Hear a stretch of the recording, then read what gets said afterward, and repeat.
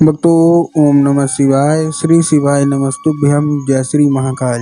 जी हाँ भक्तों, क्या आपका भी जो बच्चा है उसका जो मन है उसका मन पढ़ाई में बिल्कुल भी नहीं लगता।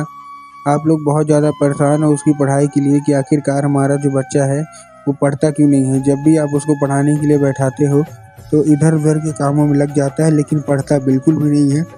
आपको भी समझ में नहीं आ रहा कि आखिरकार हमारा जो बच्चा है ना वो पढ़ता क्यों नहीं है। आपने उसके पीछे क्या कुछ नहीं किया, बहुत अच्छा उसको स्कूल में डाल के रखा है, बहुत अच्छा कोचिंग ट्यूशन दे रहे हैं, हर एक तरह की सुख सुविधा भी दे रहे हैं, लेकिन फिर भी आपके बच्चे का जो मन है ना वो पढ़ाई में बिल्कुल भी नहीं लगता है। जब भी आप उसको पढ़ाने के लिए बैठाते हो तो इधर उधर के कामों में लग जाता है, लेकिन पढ़ाई बिल्कुल भी नहीं करता। तो ऐसे में कौन सा उपाय करें ताकि आपका जो बच्चा है वो पढ़ाई की ओर आकर्षित हो, पढ़ाई की ओर आगे बढ़े। आज की इस वीडियो के माध्यम से हम आपको बताने वाले हैं कि आपको करना क्या है। तो बस उपाय ध्यान से सुन के अच्छे से करिएगा ज़रूर। अगर आपने आज का ये उपाय ध्यान से सुन के अच्छे से कर लिया तो बस रूप से आपका जो बच्चा है आप खुद देखेंगे पढ़ाई की ओर आकर्षित होगा ही होगा। ठीक, तो अभी देखिए इसमें लाखों लोगों को फल भी मिला है। अभी गुरुदेव की कथा चल रही थी, आज से 4 से 5 महीना पहले की बात है। गुरुदेव की कथा चल रही थी और गुरुदेव की कथा में लाखों की भीड़ आई।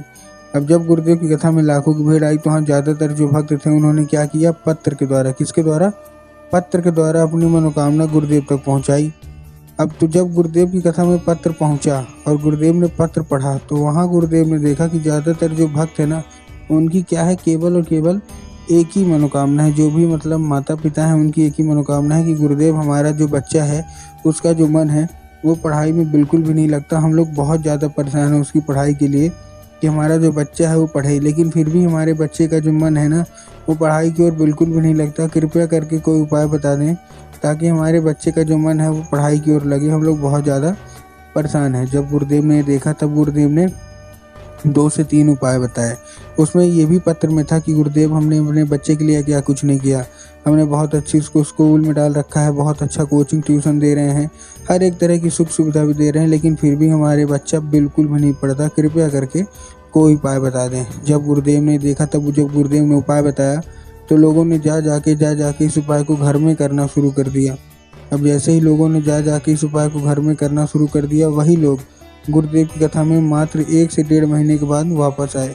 अब जब वही लोग गुरुदेव की कथा में वापस आए तो उन्होंने क्या किया, फिर से एक बार गुरुदेव को पत्र लिखा। लेकिन ये वाला जो पत्र था ना ये गुरुदेव को धन्यवाद के रूप में पत्र था कि गुरुदेव धन्य हो आपका, आपके द्वारा बताया गया उपाय हमने कर लिया है। हमारा जो बच्चा था ना जिसका मन बिल्कुल भी पढ़ाई में नहीं लगता था, अब वो बिना बोले बिना कुछ कहे केवल और केवल पढ़ाई करता है। आपका कोटि कोटि धन्यवाद। तो देखिए जो लोग भी मेरी आवाज़ सुन रहे हैं ना, अगर आपको भी जानना है कि आखिर ऐसा कौन सा उपाय है जिसको करने मात्र से जो बच्चे होते हैं वो पढ़ाई की ओर आकर्षित होते हैं, पढ़ाई की ओर आगे बढ़ते हैं, तो चलिए हम बताते हैं आपको आज की इस वीडियो के माध्यम से कि आपको करना क्या है। तो बस उपाय ध्यान से सुन के अच्छे से करिएगा ज़रूर। लेकिन उससे पहले चैनल पर अगर पहली बार आए हैं और आवाज़ मेरी पहली बार सुन रहे हैं तो वीडियो कर दें लाइक और चैनल को भी कर लें सब्सक्राइब, ताकि पूजनीय पंडित प्रदीप जी मिश्रा के रोज़ नए नए उपाय जो कि मैं उनकी कथा से सुनता हूँ, श्रवण करता हूँ, सबसे पहले मैं आपको प्राप्त करा सकूँ। ठीक, तो देखिए जो हमारा सबसे पहला उपाय है, इस उपाय में आपको करना क्या है, 3 काली तिल और 1 धतूरे से उपाय करना है। अब देखिए काली तिल और काली मिर्च में ना बहुत सारे लोग कंफ्यूज होते हैं कि काली तिल लेना है कि काली मिर्च लेना है, इसलिए गुरुदेव ने साफ साफ बताया है कि आपको क्या लेना है, आपको लेना है काली तिल। ठीक, ले लिया काली तिल, उसके साथ साथ 1 धतूरा ले लीजिए। अब देखिए 3 काली तिल ले लिया और 1 धतूरा ले लिया और अपने बच्चे के हाथ में देके उसको भेज दीजिए कहाँ, सीधा सीधा शिव मंदिर। अब जैसे ही उसको आपने शिव मंदिर भेजा, शिव मंदिर भेजने के बाद उसको क्या बोलना है कि दक्षिण दिशा में खड़ा हो जाए और उत्तर की ओर अपना चेहरा कर ले। अब देखिए दक्षिण और उत्तर में भी बहुत सारे लोग कंफ्यूज होते हैं कि दक्षिण क्या है, उत्तर क्या है, हमको थोड़ा साफ साफ बताओ। तब गुरुदेव ने साफ साफ बताया है कि आप जिस भी शिव मंदिर जा रहे हैं उस शिव मंदिर का जिधर साइड जलाधारी हो आपको अपना चेहरा उधर साइड करके खड़े हो जाना है। ठीक, खड़े हो गए। खड़े होने के बाद आपको एक नाम लेके, कौन सा, महादेव का बहुत ही सुंदर सा नाम है श्रम्भेश्वर महादेव। तो अपने बच्चे को बोलिएगा कि श्रम्भेश्वर महादेव का नाम लेके उन्हीं का स्मरण करके चुपचाप क्या कर दे, अर्पित कर दे बस। पूज्य गुरुदेव कहते हैं कि उसने अगर श्रम्भेश्वर महादेव का नाम लेकर अर्पित किया तो महादेव की कृपा उसके ऊपर अवश्य रूप से होगी ही होगी। ठीक, ये था हमारा कौन सा, ये था हमारा पहला उपाय।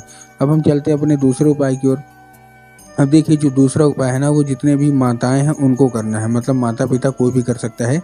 ये उपाय आपको बच्चे से मत करवाइएगा।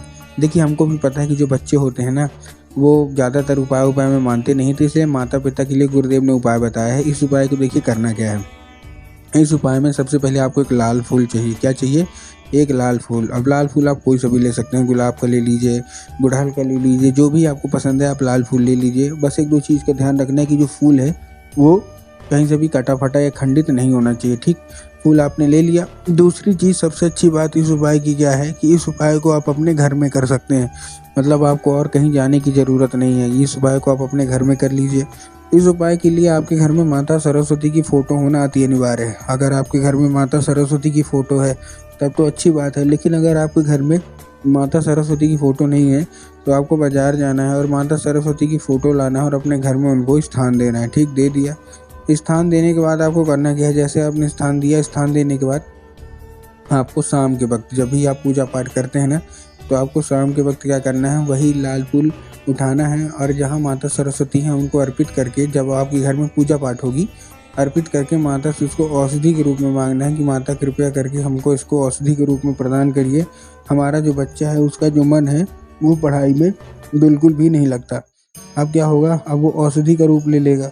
बस आपको करना क्या है, वही लाल फूल, जब आपको बच्चा खाना पीना खा के अच्छे से सो जाए उसी रात, तो आपको वही लाल फूल उठाना है और अपने बच्चे के माथे पे 2 से 3 बार आपको फेर देना है। बस पूज्य गुरुदेव कहते हैं कि अगर आपने केवल और केवल इतना ही कर लिया तो अवश्य रूप से उस फूल के जरिए स्वयं माता सरस्वती उसके दिमाग में प्रवेश करेंगी ही करेंगी और उसका जितना भी मन इधर उधर के कामों में लगता था वहाँ से न लगे, केवल और केवल मन पढ़ाई की ओर लगेगा ही लगेगा, ठीक है। ये था कौन सा? ये था हमारा दूसरा उपाय। अब हम चलते हैं अपने तीसरे और आखिरी उपाय की ओर। इस उपाय में आपको एक पान का पत्ता चाहिए और पान के पत्ते के ऊपर शहद का लेपन करना है। तो पान का पत्ता आपने ले लिया, पान के पत्ते के ऊपर आप शहद का लेपन कर दीजिए। अब जैसे आपने शहद का लेपन किया, शहद का लेपन करने के बाद आपको करना क्या है, जैसे आपने शहद का लेपन किया उसको लेके अपने बच्चे के हाथ में दे दीजिए और जिधर साइड चिकना साइड होगा पान का ना, उधर ही साइड देना है, ठीक। करने के बाद दे दीजिए उसको और भेज दीजिए सीधा सीधा शिव मंदिर। अब जैसे ही शिव मंदिर पहुंचेगा आपके दिमाग में क्या आएगा कि जाएंगे और बाबा भोलेनाथ के ऊपर अर्पित करवा देंगे, जो कि पूर्णतः गलत है। आपको बाबा भोलेनाथ के ऊपर अर्पित नहीं करवाना, आपको माता सुख सुंदरी के ऊपर अर्पित करवाना है। अब देखिए कुछ को पता होता है कि माता सुख सुंदरी की जगह कहाँ है, बहुतों को ऐसे भी होते हैं जो कि नहीं पता होता। तब गुरुदेव ने बताया कि जो जलाधारी होती है ना, जलाधारी के बिल्कुल बीचों बीच किसकी जगह होती है, माता सुख सुंदरी की। तो बस आपको करना क्या है, माता सुख सुंदरी की जगह पे आपको चुपचाप से क्या कर देना है, आपको अर्पित कर देना है बस। पूज्य गुरुदेव कहते हैं कि अगर माता सुख सुंदरी आपसे प्रसन्न हो गई तो अवश्य रूप से आपका जो बच्चा है ना वो पढ़ाई की ओर आकर्षित होगा ही होगा और आपके बच्चे का जो मन है वो पढ़ाई में लगेगा ही लगेगा। तो उम्मीद करता हूँ आज का उपाय समझ में आ गया होगा।